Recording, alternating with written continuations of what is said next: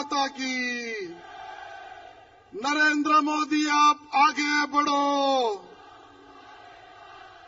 नरेंद्र मोदी आप आगे बढ़ो। देश का नेता कैसा हो, देश का प्रधानमंत्री कैसा हो, देश का नेता कैसा हो।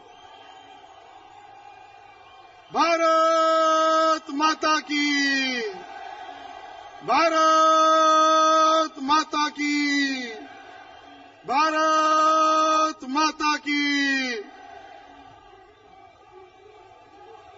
मोदी मोदी, भारत माता की।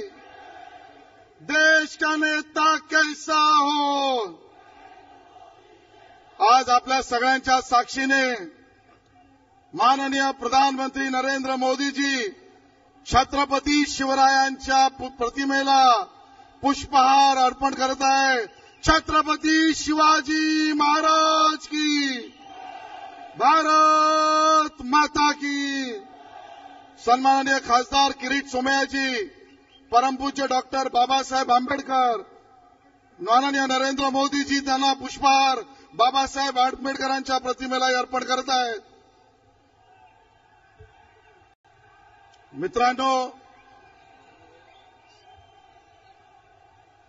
भारत माता की।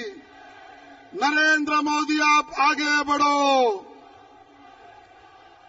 मी आता विनंती करतो, या विभागातील नेते माननीय प्रकाश मेहताजी आणि माननीय राम कदमजी हे दोघे मिळून माननीय किरीट सोमय्याजींच्या बरोबर सन्माननीय नरेंद्र मोदीजींचं पुष्पगुच्छ देऊन स्वागत करतील। माननीय प्रकाश मेहता, माननीय राम कदम, माननीय किरीट सोमय्याजी, श्रीनिवास त्रिपाठीजी, सन्माननीय सरदार तारासिंगजी, मनोज कोटकजी, दीपक टिकाळजेजी, विठ्ठल करटमलजी। 288 कमळांचा हा पुष्पहार 288 जागी भारतीय जनता पार्टीच्या विजयासाठी।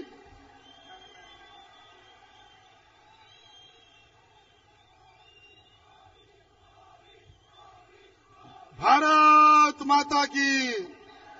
आजच्या या प्रचंड सभेला उपस्थित असलेले आणि आपल्या सगळ्यांना मार्गदर्शन करणारे माननीय नरेंद्र मोदीजी, मंचावर उपस्थित असलेले सर्व सन्माननीय नेतेगण, आपल्या सगळ्यांच्या साक्षीने एक गोष्ट तर आज स्पष्ट झाली आहे की या मुंबई शहरातल्या 36च्या 36 जागांवर भाजपचं कमळ आणि महायुतीचं चिन्ह हे जिंकणारच आहे, याबद्दल मनात आता शंका नाही। आणि म्हणून आपल्या सगळ्यांच्या ज्या इच्छा आकांक्षा माननीय प्रधानमंत्री नरेंद्र मोदीजींच्याकडनं आहेत, माननीय मोदीजी आपल्या सगळ्यांसमोर आपलं उद्बोधन करणार आहेत।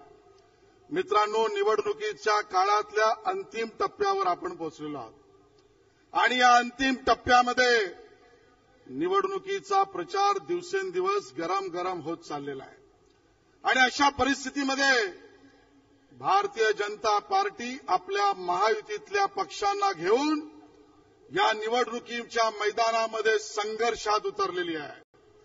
आणि हा संघर्ष हा केवळ सत्ता परिवर्तनापुरताचा संघर्ष नाही। हा संघर्ष कोणाला एकाला मुख्यमंत्री आणि सत्ता मिळवण्यापुरताचाच नाही। हा संघर्ष सामान्य माणसाच्या न्यायाची लढाई लढणार कोण हे ठरवण्याचा संघर्ष आहे। आणि म्हणून या मुंबईच्या, महाराष्ट्रातील, हिंदुस्थानातील सामान्य माणसाच्या संघर्षाची लढाई, सामान्य माणसाच्या संघर्षाचं स्वप्न जर कोणी बघत असेल तर या पृथ्वी तलावर एकच नेता, या भारत तलावर एकच नेता, ज्याचं नाव नरेंद्र मोदी आहे, हे मला अतिशय गर्वाने सांगावंसं वाटतं। मित्रांनो, निवडणुकीचा प्रचार जसा जसा सुरू झाला तसं आरोप सुरू झाले आहेत। आणि या सर्व आरोपांना उत्तर मान्य नरेंद्र मोदीजींच्याच हस्ते आणि त्यांच्या मुखातून आपण सगळे ऐकण्यासाठी उत्सुक आहात. आणि त्यामुळे आपल्या आणि नरेंद्र मोदीजींच्या मध्ये जास्त वेळ न घेता आपल्या सगळ्यांना इथे आल्याबद्दल शुभेच्छा देऊन मी माझं वक्तव्य इथे संपवतो आणि सन्माननीय नरेंद्र मोदीजींना विनंती करतो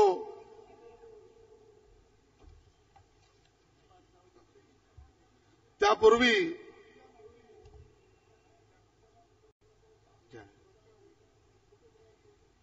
घाटकोपर कार्यकर्त्यांनी विनोवेटेड नर्मदा इस कार्यक्रम का जो फोटोग्राफिक चित्रण किया है वो उसके बाद में अफोर्डेबल हाउसिंग और उसके बाद में महाराज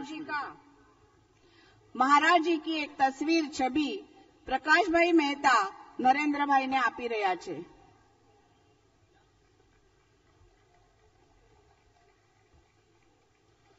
रिपब्लिकन पार्टी ऑफ इंडियाच्या वतीने सन्माननीय अविनाश महातेकर जी, भारत माता की, माननीय दीपक निकाळजे जी आणि माननीय अविनाश महातेकर जी रिपब्लिकन पार्टी ऑफ इंडियाच्या वतीने पुष्पगुच्छ देऊन स्वागत करतील. आणि आजच्या या शुभप्रसंगी भारतीय जनता पार्टीमध्ये जी भरती येत आहे त्यातला एक पुढचा पडाव आज पक्षामध्ये अश्विनी अशोक कडू, सुभद्रा अरुण सुकरे हे मनसे सोडून भारतीय जनता पक्षात सम्मिलित झाले आहेत. त्याचबरोबर मुकुंद गंगाराम थोरात जे 17 वर्ष नगरसेवक होते त्यांनी आपल्या पक्षाला बाजूला ठेवून भारतीय जनता पक्षात प्रवेश केलेला आहे.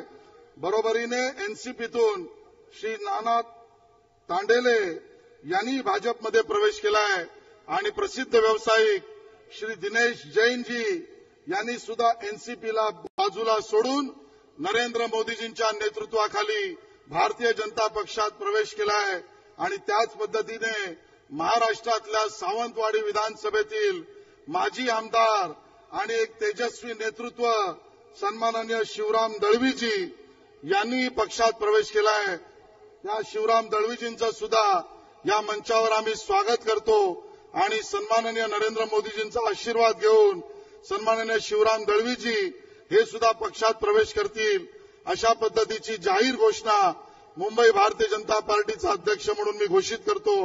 आणि आपल्या सगळ्यांच्या साक्षीने ज्या भारतीय जनता पार्टीला एका प्रकारची भरती सर्व स्तरातून सर्व समाजातून भारतीय जनता पार्टीच्या दिशेने आली आहे त्या सगळ्यांचं मुंबई अध्यक्ष म्हणून मी स्वागत करतो. आणि आता आपल्या समोर आपण ज्यांना ऐकण्यासाठी उत्सुक आहात असे या देशाचे नेते मुंबई ते मॅडिसन स्क्वेअर आणि प्रत्येक गल्ली ते प्रत्येक देशातल्या कानाकोपऱ्यापर्यंत ज्यांचा आवाज ऐकण्यासाठी सर्व स्तरावरील जनता उत्सुक असते असे देशाचे प्रधानमंत्री सन्माननीय नरेंद्र मोदीजी यांना मी आमंत्रित करतो की त्यांनी आपल्या सगळ्यांना मार्गदर्शन करावं आणि विचारांचं सोनं द्यावं.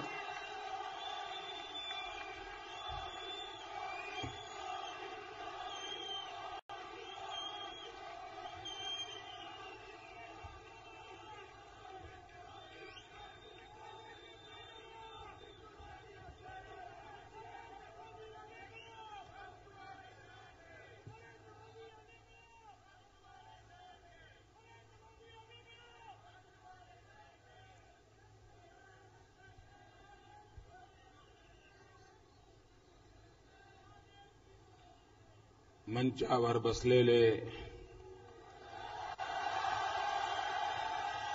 भारतीय जनता पार्टीचे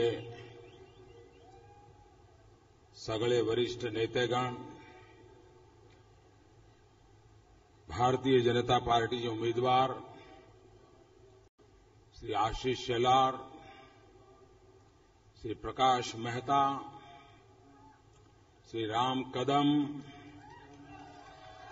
श्री दीपक निकालजी, श्री विजय कामले, श्री मनोज कोटक, सरदार तारा सिंह और विशाल संख्या में पधारे हुए प्यारे भाइयों और बहनों,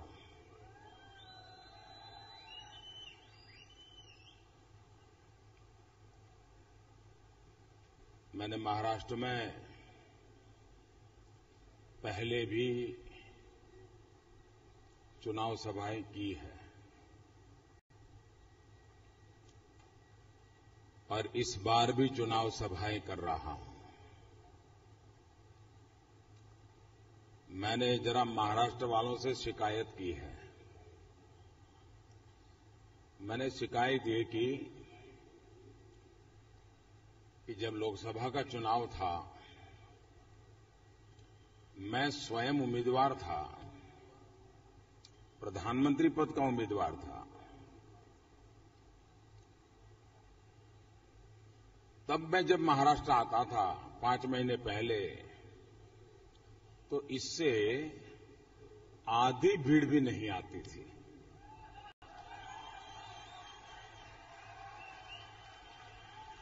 कमाल लोग हो यार, मैं शिकायत कर रहा हूं, आप लोग ताली बजा रहे हो।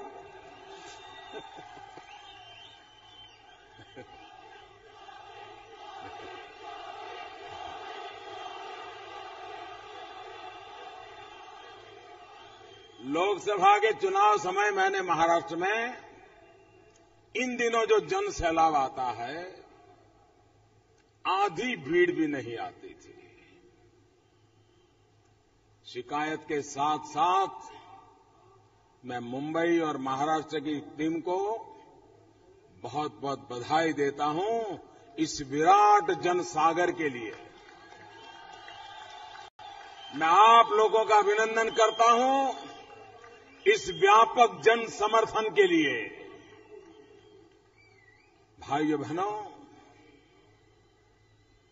हवा का रुख बदल चुका है।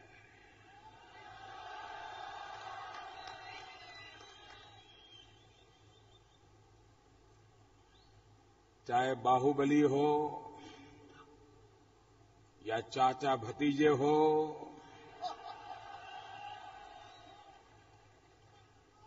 कोई बचने वाला नहीं।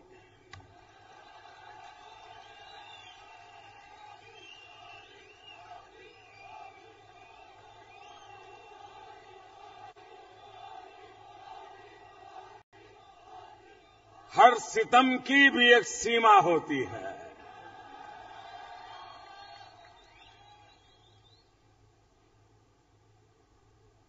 हर जुल्म के बाद एक आक्रोश जन्म लेता है और महाराष्ट्र में मैं हर चेहरे पर वो आक्रोश की अनुभूति कर रहा हूं। यही महाराष्ट्र की धरती है जहां से एक मंत्र गूंजा था, महात्मा गांधी के नेतृत्व में संपूर्ण आजादी, आधी अधूरी नहीं। इसी धरती पर से आवाज उठी थी, संपूर्ण आजादी। 2014 में फिर एक बार वही आवाज, संपूर्ण बहुमत।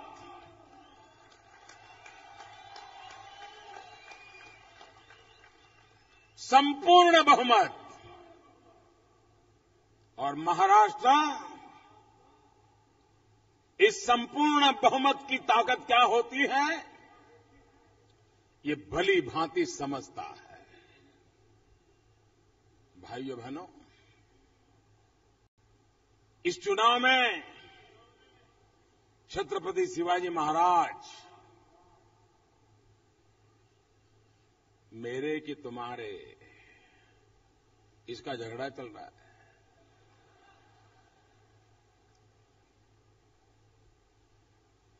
छत्रपति शिवाजी महाराज हर किसी के हैं, हर युग के हैं।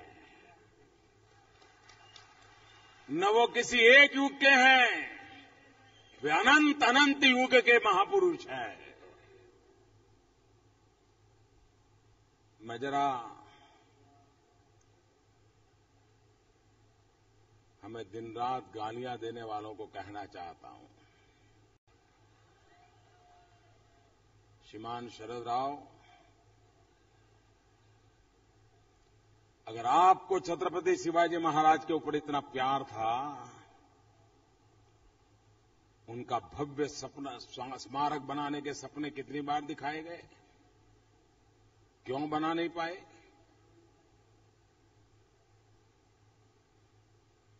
और आज चुनाव आया तो आपको छत्रपति शिवाजी महाराज की याद आई। बाबा साहब आंबेडकर के स्मारक के लिए कितने सालों से संघर्ष चल रहा है, लोग तड़प रहे हैं। जिस महापुरुष ने भारत को संविधान दिया, उसका सम्मान करना आपको नहीं आया, और आप सिर्फ वोट की राजनीति करते रहे। मैं महाराष्ट्र के मेरे प्यारे भाइयों बहनों, मैं विश्वास दिलाता हूं, 15 अक्टूबर के बाद जो नई सरकार बनेगी, वो आपका सपना पूरा करने के लिए संकल्पबद्ध है।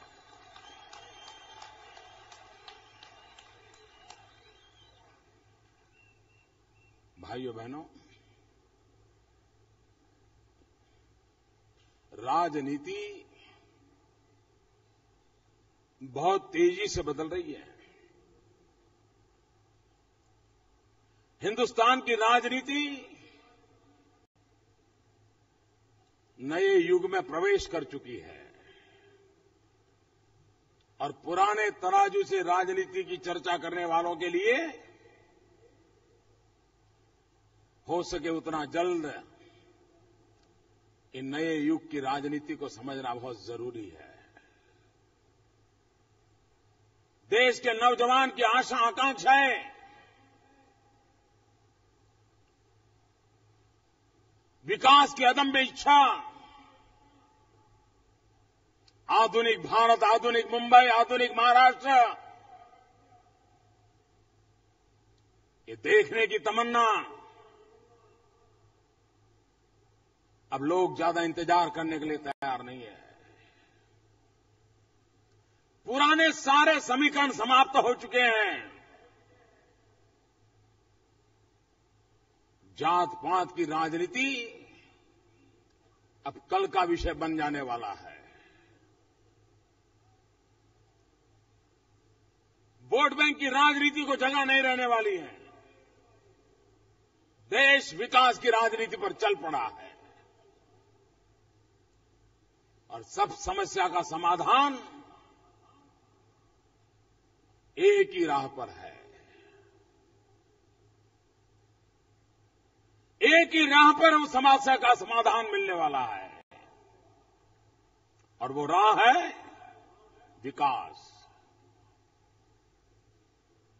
हमारा देश आधुनिक क्यों नहीं बन सकता है? हमारे देश के जीवन में बदलाव क्यों नहीं आ सकता है? आज गरीब व्यक्ति भी अपने घर में अगर टीवी है तो बदली हुई दुनिया को देख करके सोचता है, मेरा देश ऐसा कब बनेगा? उसके दिल में भी इच्छा जगती है। और क्या 125 करोड़ का देश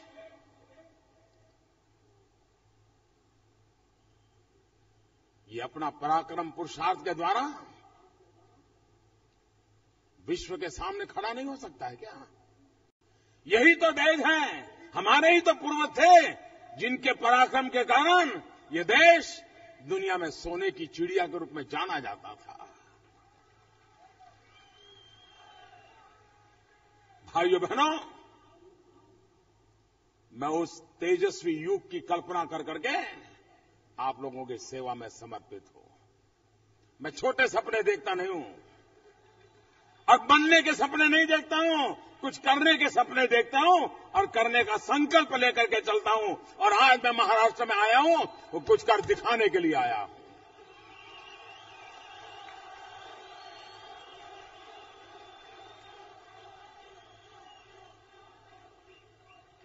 भाइयों बहनों, मुझे देश की गली मोहल्ले की हर चीज का पता लगने लगा है। बारीकियों को मैं समझने लगा हूं और मैं पूरे कन्विक्शन के साथ कहता हूं, मुंबई और महाराष्ट्र के आगे गए बिना देश आगे नहीं जा सकता है। अगर मुंबई और महाराष्ट्र रुक जाए तो देश भी रुक जाएगा, और मुंबई महाराष्ट्र चल पड़े तो देश भी चल पड़ेगा भाइयों। ये सामर्थ्य है इस भूमि में, यहां के लोगों में वो पराक्रम है। लेकिन कठिनाई ये है कि 15 साल आपने बर्बाद कर दिए। ऐसे लोगों के हाथ में इतना महान राज्य दे दिया, इतना महान राष्ट्र दे दिया लोगों को, महाराष्ट्र, और उन्होंने अपनी ओछी राजनीति का उसे एक मैदान में परिवर्तित कर दिया।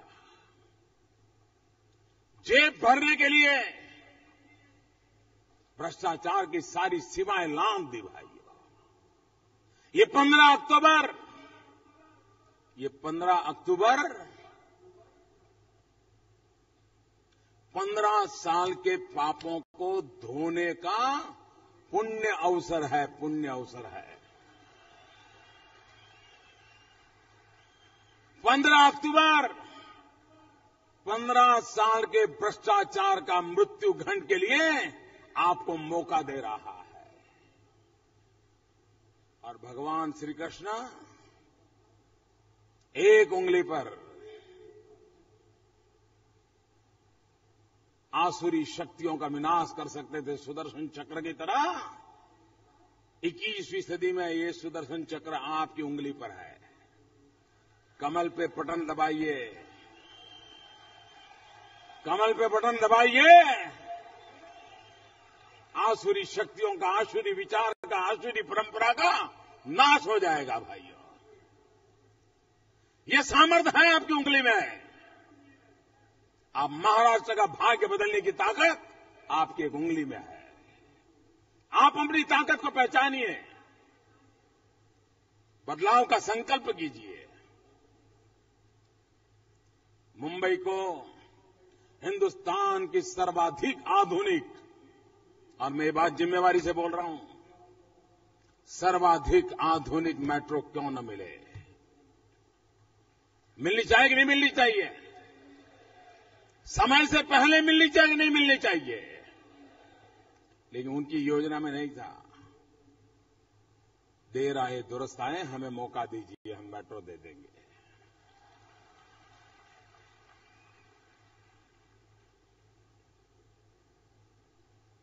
विकास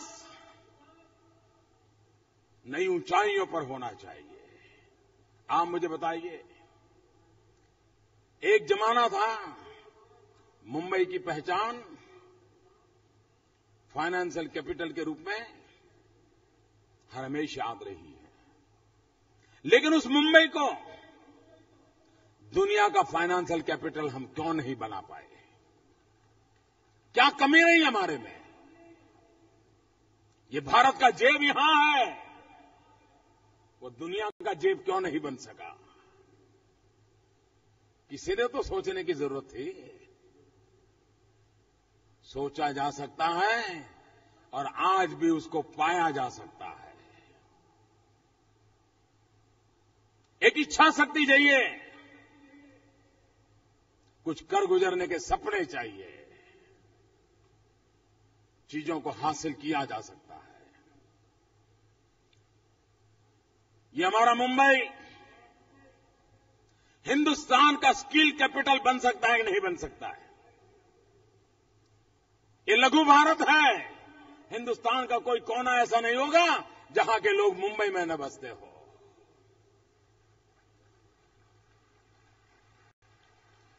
अगर उन्हीं हुनरों में, उन्हीं हाथों में अगर हुनर हो, अगर उन्हीं भुजाओं में बल हो, तो ये मानव समूह, ये युवा शक्ति, सपने लेकर के गांव छोड़ करके आया हुआ नौजवान भारत का भाग्य विधाता बनने में अपना भी योगदान दे सकता है। ये स्किल कैपिटल बन सकता है मुंबई। स्किल डेवलपमेंट का एक बहुत बड़ा मिशन चल सकता है। भाइयों बहनों, मेरा एक सपना है और सपना है मतलब मेरा सपना संकल्प ही होता है, सपना सपना नहीं होता है।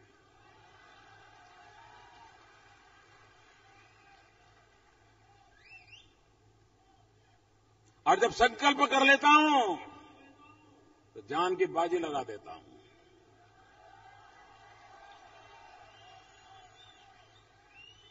और सिद्धि करके ही छोड़ता हूं। मेरा संकल्प है, मेरा सपना है, हिंदुस्तान के 500 शहर, इन 500 शहरों को एक नई ऊंचाइयों पर ले जाने का अर्बन डेवलपमेंट का मेरा मिशन है। हर शहर में पब्लिक प्राइवेट पार्टनरशिप मॉडल के आधार पर solid waste management and waste water treatment, इस प्रकल्पों को मुझे लागू करना है। 100 ग्राम की कूड़ा कचरा खोजने पर भी न मिल जाए, ऐसे साफ सुथरे नगर बन जाएं और उस वेस्ट में से वेल्थ क्रिएट हो। वेस्ट में से वेल्थ क्रिएट करने का एक बड़ा जज्बा खड़ा करना है। उसी कूड़े कचरे में से फर्टिलाइजर बने, उसी कूड़े कचरे में से कंस्ट्रक्शन के लिए द बेस्ट क्वालिटी की ईंटें बनती है। उसी कूड़े कचरे में से बिजली पैदा हो, उसी कूड़े कचरे में से कोयला पैदा हो, सफाई की सफाई हो जाए और कचरे में से कंचन पैदा हो जाए। ये काम करना चाहता हूं। और ये पब्लिक प्राइवेट पार्टनरशिप मॉडल पे संभव है और उसमें भी मुझे आगे बढ़ना है। आज शहर और गांव के बीच झगड़ा चल रहा है। गांव वाला कहता है शहर वाला हमारा पानी उठा के ले जाता है। किसान क्या करेगा, मरेगा क्या? इसका उपाय है मेरे पास। शहर का जो गंदा पानी है उसको रिसाइकल करके वो पानी खेतों में वापस देना, ताकि वो पानी भी अपने आप में फर्टिलाइजर होता है। उसको क्लीन करके भेजना। और हर शहर के बगल में जो छोटे छोटे गांव होते हैं वो ज्यादातर सब्जी की खेती करते हैं और वो सब्जी शहर में आती है, लेकिन आजकल वो सब्जी केमिकल फर्टिलाइजर वाली आती है। ये जो कूड़ा कचरा उठाएंगे और उसमें से जो नेचुरल फर्टिलाइजर तैयार होगा वो उस गांवों को देंगे, वो पानी उन गांवों को देंगे। सब्जी ज्यादा पैदा होगी, ज्यादा सब्जी शहर में आएगी, ज्यादा आएगी तो सस्ते में सब्जी मिलेगी, सस्ते में सब्जी मिलेगी तो न्यूट्रिशन का प्रॉब्लम सॉल्व होगा। गरीब आदमी भी सब्जी खा पाएगा, उसके आरोग्य को लाभ होगा। सफाई के कारण आरोग्य को लाभ, आहार में सब्जी आने के कारण आरोग्य में लाभ और शहर शुद्ध होने का फायदा। ये काम हो सकता है, मैंने पक्का हिसाब लगाया है, ये काम होगा। और जब गांव वालों को ये ऑर्गेनिक फर्टिलाइजर देंगे तो केमिकल फर्टिलाइजर की सब्सिडी बच जाएगी। वो केमिकल फर्टिलाइजर की जो सब्सिडी बचेगी उसको वायबिलिटी गैप फंडिंग के लिए देंगे, ताकि प्रोजेक्ट वायबल बन जाए और पीपीपी मॉडल पर लोग आ जाएं। भाइयों बहनों, क्या पूरे मुंबई को इसका लाभ नहीं मिल सकता? आसपास के शहरों को नहीं मिल सकता? महाराष्ट्र के सभी शहरों को नहीं मिल सकता है? दुनिया के सारे शहर साफ सुथरे हो, हमारे क्यों ना हो? भाइयों बहनों, टूरिज्म के लिए पूरी दुनिया के पास जो नहीं है उतना सारा सामर्थ्य हमारे पास है। टूरिज्म के लिए दुनिया का सबसे बड़ा डेस्टिनेशन हमारा देश बन सकता है। हजारों साल की विरासत हमारे पास है, लेकिन लोग आते नहीं क्यों? यार गंदगी बहुत है, एक बार मैसेज चला गया जगत में, अब हिंदुस्तान साफ सुथरा है। आप देखिए दुनिया हिंदुस्तान में टूरिस्ट के नाते आती है कि नहीं आती है। और टूरिज्म एक ऐसा व्यवसाय है कि जहां कम से कम पूंजी लगा करके ज्यादा से ज्यादा मुनाफा कमाया जा सकता है। गरीब से गरीब व्यक्ति भी टूरिज्म से कमाता है। ऑटो रिक्शा वाला भी कमाएगा, टैक्सी वाला भी कमाएगा, खिलौने बेचने वाला कमाएगा, मंदिर के बाहर फूलहार बेचने वाला कमाएगा, प्रसाद बेचने वाला कमाएगा, बिस्किट बेचने वाला कमाएगा, गोली बेचने वाला कमाएगा, चॉकलेट बेचने वाला कमाएगा, चाय बेचने वाला भी कमाएगा।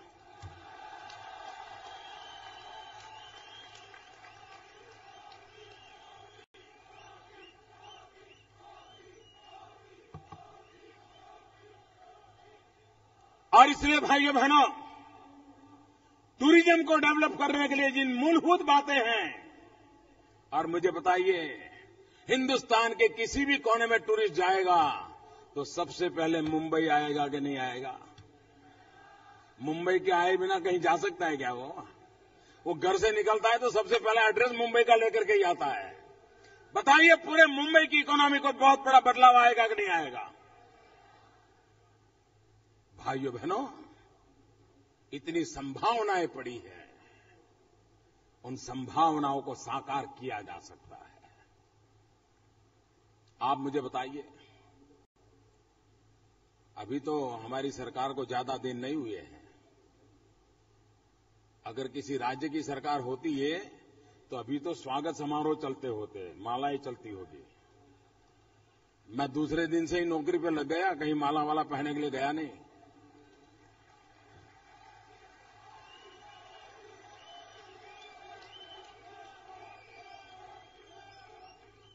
भाइयों बहनों,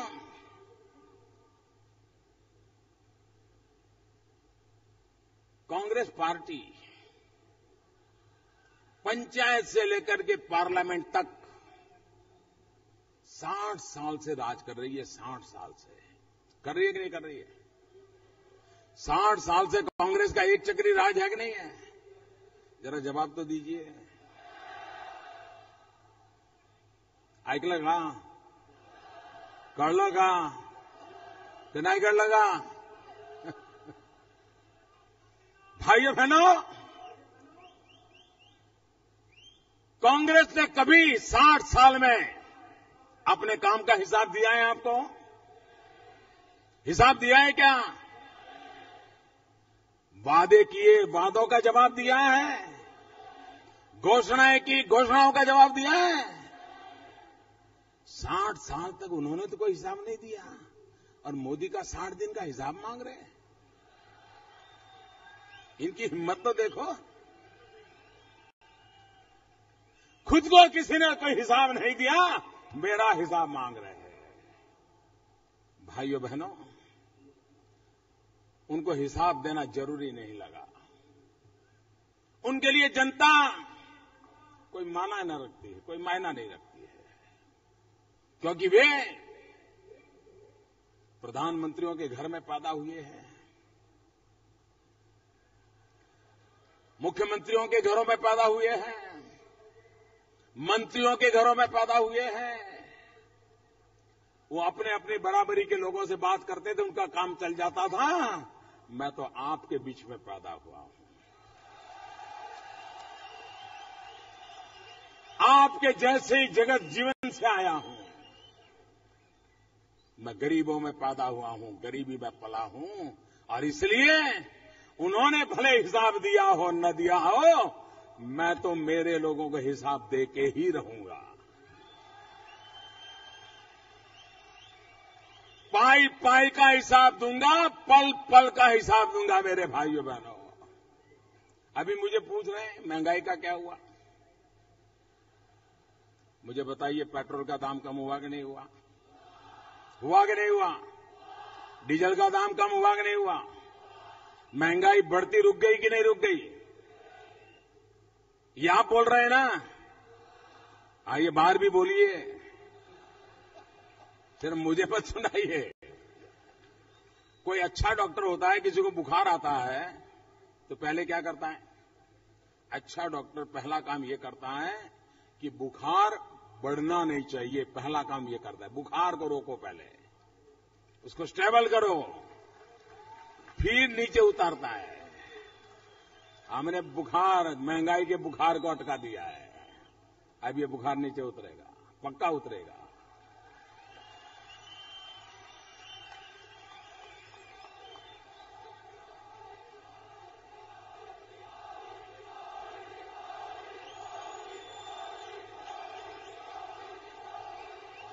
आप मुझे बताएं दोस्तों, आज हिंदुस्तान दुनिया का सबसे नौजवान देश है। 65% जनसंख्या 35 से कम आयु की है। इन नौजवानों को रोजगार चाहिए कि नहीं चाहिए? नौजवान को रोजगार मिलना चाहिए कि नहीं मिलना चाहिए? अगर रोजगार कहां से मिलेगा? अगर कारखाने नहीं लगेंगे, इंफ्रास्ट्रक्चर के काम नहीं खुलेंगे, तो लोगों को रोजगार कहां से मिलेगा? और इसलिए हम चाहते हैं कि विदेशी पूंजी हिंदुस्तान में आए, फॉरेन डायरेक्ट इन्वेस्टमेंट बढ़े, विदेश के लोग यहां कारखाने खोले, यहां के इंफ्रास्ट्रक्चर में धन लगाएं, हमारे नौजवानों को रोजगार मिले, हमारे देश की सकल सूरत बदले और यहां जो माल पैदा हो और दुनिया के बाजार में बिकना शुरू हो जाए। ये काम की दिशा में हम आगे बढ़ना चाहते हैं।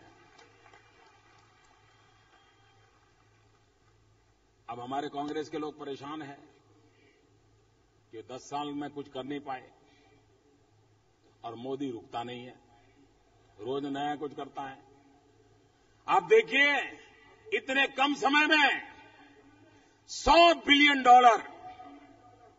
करीब करीब 6 लाख करोड़ रुपया, $100 बिलियन वीजा की एप्लीकेशन लगा करके बैठे हैं। क्या मुंबई वालों को भी इतनी देर लगती है क्या?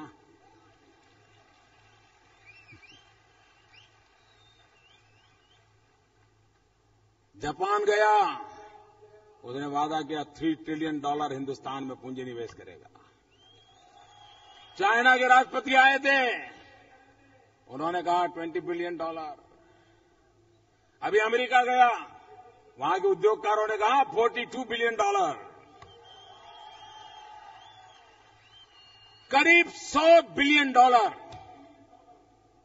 अगर महाराष्ट्र में अच्छी सरकार बनी, पूर्ण बहुमत वाली बनी, भाजपा की सरकार बनी, तो ये रुपये खींचने की ताकत जिसमें होगी, वो राज्य ले जाएगा, विकास की नई ऊंचाइयों को पार कर जाएगा।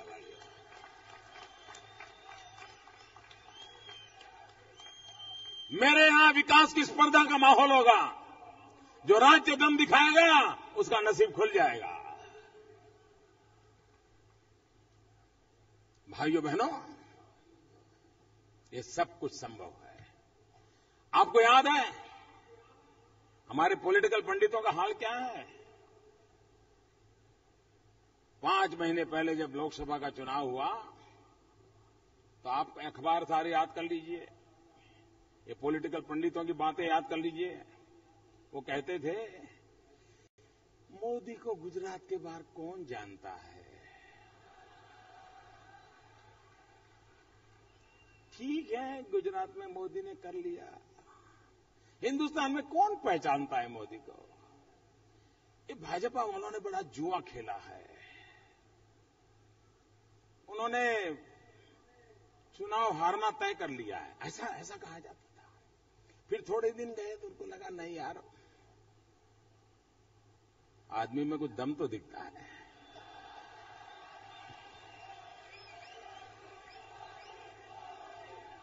तो कहने लगे हाँ ठीक है, 125 सीट तो आ जाएगी। फिर कहने लगे नहीं 150 आ सकती है। फिर थोड़े उदार हो गए, नहीं यार 175 तक पहुंच जाता है। फिर कुछ लोग बहुत उदार हो गए तो बोले 182 तक तो पहुंच जाएगा, उससे आगे नहीं बढ़ पाएगा, 182 आएगी, क्योंकि एक बार अटल जी के जमाने में 182 आई थी, बस वहां ही अटक जाएगा। परिणाम क्या आया? जो 182 पर एक सीट नहीं दे पा रहे थे, हिंदुस्तान की जनता ने 282 सीट दे दिया भाइयों। और साथी दलों के मिलकर के पहली मैच में हमने 3 शतक बना दिए भाइयों, 3 शतक बना दिए, ट्रिपल सेंचुरी लगा दी। भाइयों बहनों, 5 महीने पहले इस देश के पंडित कह रहे थे गुजरात के बाहर मोदी को कौन जानता है। आज 5 साल के बाद दुनिया कह रही है, दुनिया मोदी को जानती है कि नहीं जानती है? सारी दुनिया जानने लग ही रही है। ये सब संभव है कि नहीं संभव भाइयों? है कि नहीं है? और इसलिए हौसला बुलंद चाहिए दोस्तों।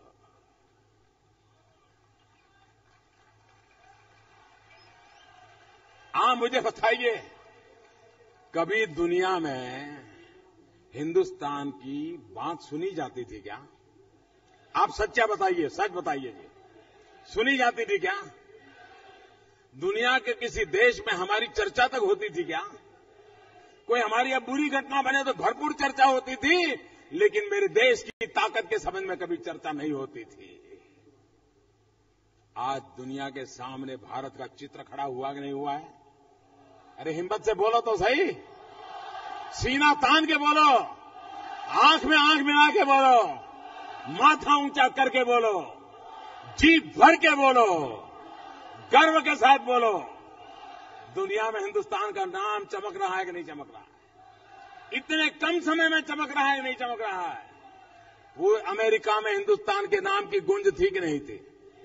थी कि नहीं थी? सच्चा बताओ। आप बताइए, आपको भी आनंद हुआ कि नहीं हुआ? आपको भी गर्व हुआ कि नहीं हुआ? क्यों हुआ ये? क्यों हुआ? क्यों हुआ? क्या कारण है? ये मोदी के कारण नहीं हुआ मेरे भाइयों बहनों। ये मोदी का जादू नहीं है, ये नहीं मोदी का करिश्मा है। दुनिया के हिंदुस्तान एक ताकत बन के उभरा है, वो मोदी के कारण नहीं है। लेकिन मोदी जब किसी को मिलता है तो मिलने वाले को पता है कि मोदी अकेला नहीं है, 125 करोड़ देशवासी उसके पीछे थे। ये करिश्मा आपका है, ये करिश्मा 125 करोड़ हिंदुस्तानियों का है।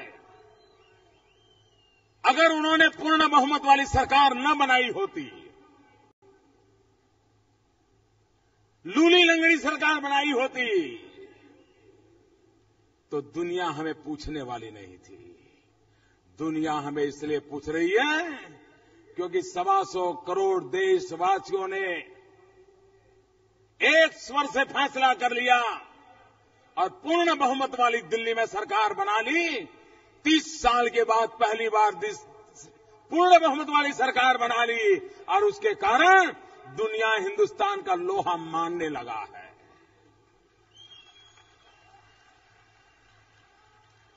अगर महाराष्ट्र का लोहा मनवाना चाहते हो, सब कुछ कीजिए भैया। मेरी बात पसंद ना आए तो मुझे छोड़ दीजिए, लेकिन महाराष्ट्र की भलाई के खातिर, आपकी अपनी भलाई के खातिर मेहरबानी करके महाराष्ट्र में लूली लंगड़ी सरकार मत बनाइए। किसी की मदद लेकर के चलनी पड़े ऐसी सरकार कतई मत बनाइए। अगर देना है तो छप्पर फाड़ के दे दीजिए, पूर्ण बहुमत दे दीजिए भाई।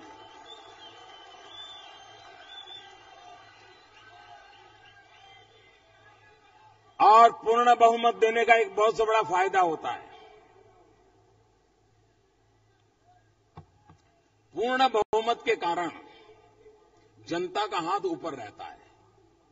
अगर लूली लंगड़ी सरकार बन जाए तो जनता का हाथ ऊपर नहीं रहता है, क्योंकि फिर वो क्या कहेंगे? कांग्रेस वाले कहेंगे नहीं नहीं हम तो करना चाहते थे, एनसीपी वालों ने नहीं कर दिया। एनसीपी वाले कहेंगे नहीं नहीं हमने तो बहुत किया, लेकिन वो माने नहीं। ये एक दूसरे को टोपी पहनता है तो रहेंगे, एक दूसरे को टोपी पहनाएंगे, जवाब नहीं देंगे।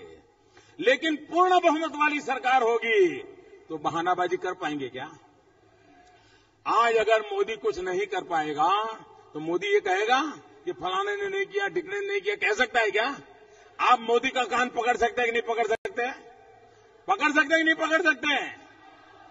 क्योंकि आपने मोदी को बहुमत दिया है। अगर आप महाराष्ट्र में बहुमत देंगे तो आप महाराष्ट्र की भाजपा के नेताओं का कान पकड़ सकते हैं। ये अधिकार जाने मत दीजिए, ये हक जाने मत दीजिए। आप भारतीय जनता पार्टी की पूर्ण बहुमत वाली सरकार बनाइए ताकि आप उसके पास से हिसाब मांग सके। भाइयों बहनों, इन दिनों पाकिस्तान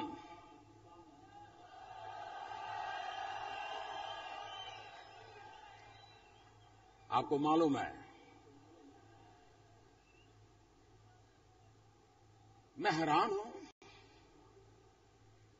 जब मुंबई पे आतंकवादियों ने हमला बोला, उस समय भी देश में चुनाव चल रहे थे।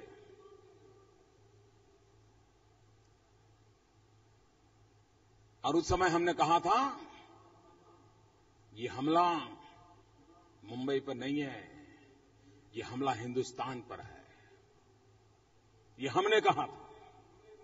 और हमने कहा था कि पाकिस्तान को उसी रूप में जवाब देना चाहिए। हमने उस समय जो सरकार सत्ता में थी, चुनाव के दिन थे, लेकिन उस घटना का राजनीतिकरण नहीं करने दिया था।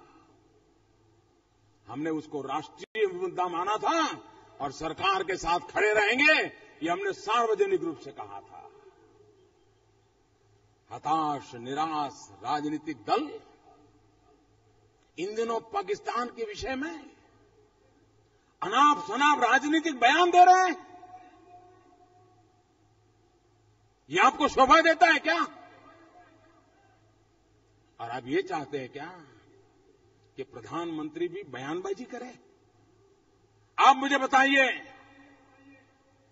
मोदी ने जवाब देना चाहिए कि सीमा पर बैठे जवान ने अपनी उंगली से ट्रिगर दबा करके जवाब देना चाहिए?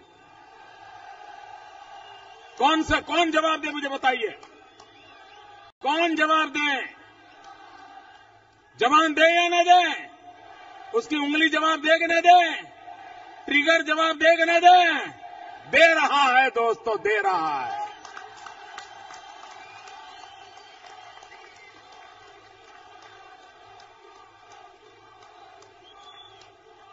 प्रधानमंत्री को जवाब देना पड़े, वो नौबत आने वाली नहीं, आप विश्वास रखिए दोस्तों। ये दम है सरकार में। और इसलिए मेरे भाइयों बहनों, ये जो भ्रम फैलाने का प्रयास हो रहा है,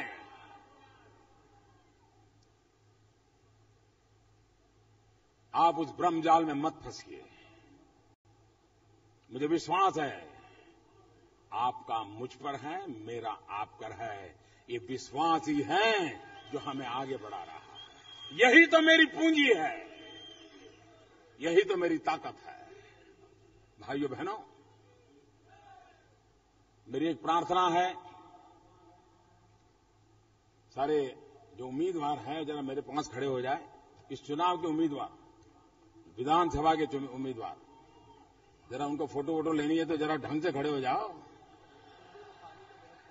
भाइयों बहनों, मेरा एक काम करोगे?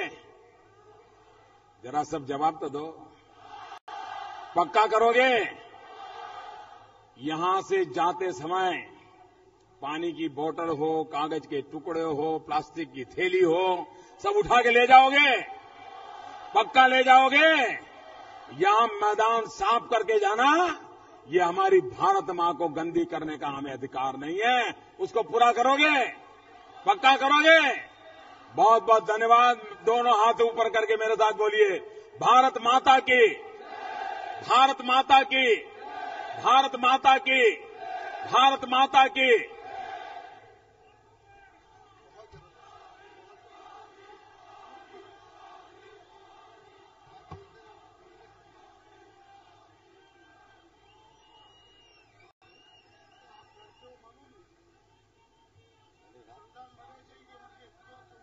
ना, नाम बोला ना।